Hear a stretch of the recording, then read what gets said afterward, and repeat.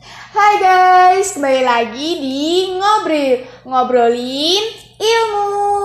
Hari ini kita akan ngebahas tentang seks edukasi.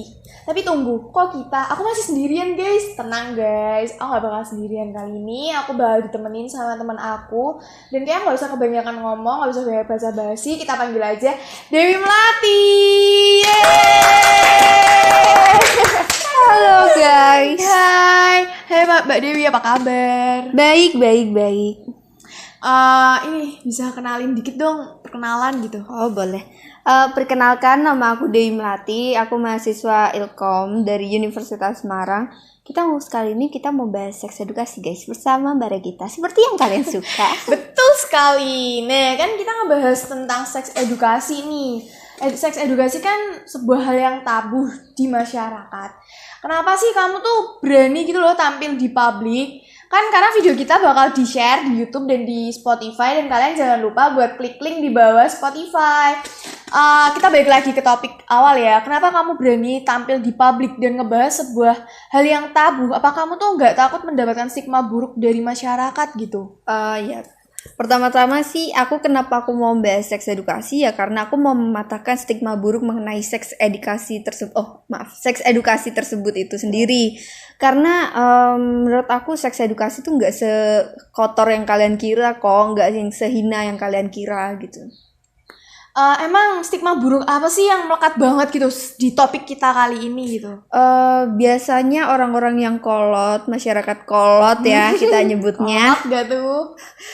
Biasanya mereka tuh cenderung berpikiran kalau misalnya seks edukasi tuh kita ngajarin kayak how to making love, how to sex gitu loh. Kayak padahal kita nggak terpacu di situ doang gitu loh. Ada hal-hal lain yang kayak misalnya kita mengenalkan private body kita, mana yang boleh disentuh, mana yang nggak boleh disentuh gitu sama orang lain gitu loh.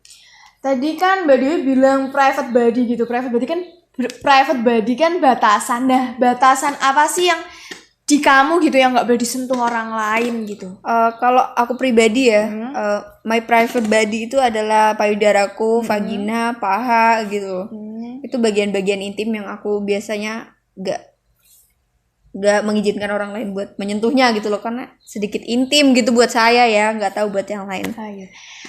Mbak Dewi kan pasti punya cowok nih, punya pacar kan, terus bilang tadi private body. Gimana nih kalau misal tiba-tiba pacarnya Mbak Dewi tuh kayak grepek bahasanya atau megang-megang gitu ke tubuh Mbak Dewi yang private? Sebenarnya kalau saya pribadi ya tergantung mood. Enggak dong, enggak sih, tergantung. Balik ke sebenarnya tuh persepsi saya sama orang lain mungkin beda ya, tapi balik ke diri masing-masing sih. Kalau misalnya kita pacaran tapi kalian udah kayak let's having sex gitu, kalian setidaknya kalian tahu konsekuensinya gitu loh. Jadi kalau misalnya nanti si cewek hamil, kalian gak harus buru-buru berpikiran ke hal yang negatif seperti aborsi gitu kan, tidak boleh, itu sama aja menghilangkan nyawa orang gitu loh. Nah, jadi adanya seks edukasi ini tuh sebenarnya untuk kita bisa dibilang tuh kayak pedoman gitu loh. Kayak kalau kamu tahu konsekuensinya, kamu bisa berpikir gitu. Kamu bisa bertanggung jawab pada dirimu sendiri. Kamu ngambil konsekuensinya atau enggak gitu loh. Itu sih Mbak. Terus kayak menurut kamu tuh kapan sih kita tuh belajar tentang seks edukasi gitu? Kalau menurut aku pribadi ya sedari kecil sih, sedini mungkin. Kecilnya tuh kayak pakai TK gitu atau SD? 2 tahun sebenarnya udah bisa sih. Wow, kecil sekali ya. Terus nih kan pasti setiap anak tuh kan gak semuanya nih terlahir di keluarga yang beruntung gitu kan. Nah gimana nih kalau misal anak itu terlahir di keluarga yang kayak kurang harmonis, kurang beruntung, kayak keluarganya kasar atau apapun, dan dia gak bisa ngedapetin seks edukasi itu dari keluarganya dia. Gimana gitu caranya? Nah sebenarnya tuh seks edukasi itu sebuah jalan gitu, ngerti nggak sih, peluang baru untuk misalnya anak-anak muda yang mungkin nggak dapat pelajaran seks edukasi dari orang tuanya, bisa kita ajarkan melalui seks edukasi ini gitu loh, yang dimana kita sebagai mahasiswa, sebagai remaja yang bergerak untuk menggencarkan ini seks edukasi biar orang-orang nggak buta akan seks edukasi. Betul banget guys. Gitu. Terus nih, menurut kamu nih, kan kalau misal muasin nafsu gitu kan gak harus sama orang kan, bisa menggunakan alat. Nah itu menurut kamu gimana pandanganmu gitu?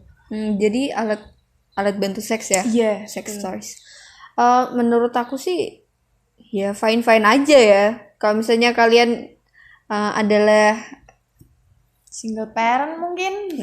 mungkin itu kan kebutuhan ini ya, jasmani rohani nggak tahu deh pokoknya.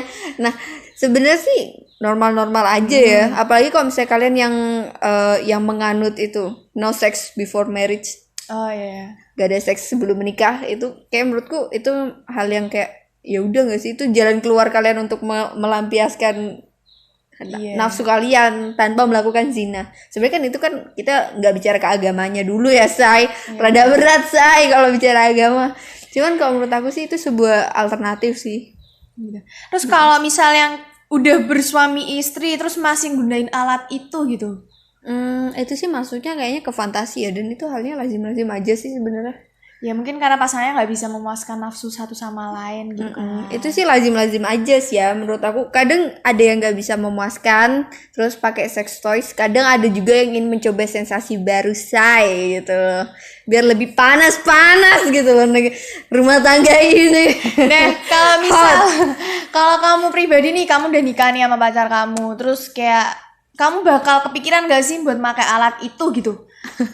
Pertanyaan menjebak ya, say. Gak Nanti apa, pada tahu dong. sedikit nyenggol guys. Kalau aku sih mungkin iya ya. Kenapa? Karena untuk menambah spice dalam hubungan itu. Bener. Biar spicy kayak Biar rasanya ayam tuh beda gitu KFC. kan. Iya dong, biar menambah sensasi sih. Karena kalau kalian ibarat ya, kalian makan setiap hari tahu tempe juga bakal bosen guys. Kadang juga pengen pakai ayam kali. Gua tempe kek.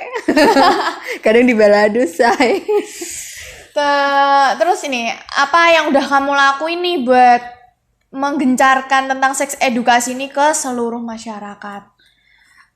Sebenarnya aku mulainya dari langkah-langkah kecil aja sih. Kayak misalnya kan aku sebagai mahasiswa kadang suruh bikin project video gitu. Aku di beberapa project tugas aku sering membahas seks edukasi sih. Itu diupload di YouTube. Emang doyan ya tentang seks ya? Oh iya. Mbak Dewi. Bukan seks, bahas seks edukasi. Iya, maksudnya tentang merusak reputasi aku. tentang hal yang seperti itu. Iya. Aku mau nanya lagi nih.